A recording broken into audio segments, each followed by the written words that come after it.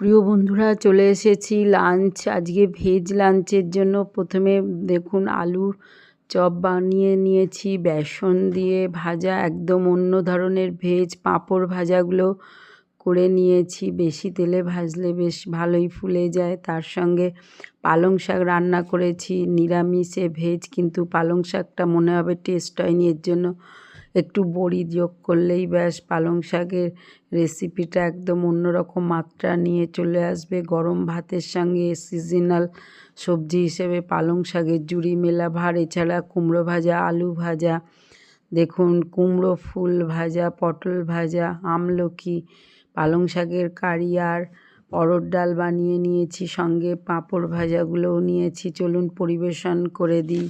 আরও কী কী আছে দেখাই। কুমড়ো ফুলের ভাজাগুলো বেশ কুরকুরে করে ঠিক খাওয়ার আগে ভেজে নিলাম, এতে কিন্তু টেস্টটা দারুণ হয়। চলুন, প্রথমে পটল ভাজা, তার সঙ্গে ছিল যে আলুর চপগুলো, সেগুলোই করে নিয়েছি। একঘেয়ে আলু ভাজা না করে মাঝে মাঝে এরম করতেই পারেন, আর আগে থেকে করে তুলে রাখলে খাওয়ার আগে ভেজে নিলেই হলো।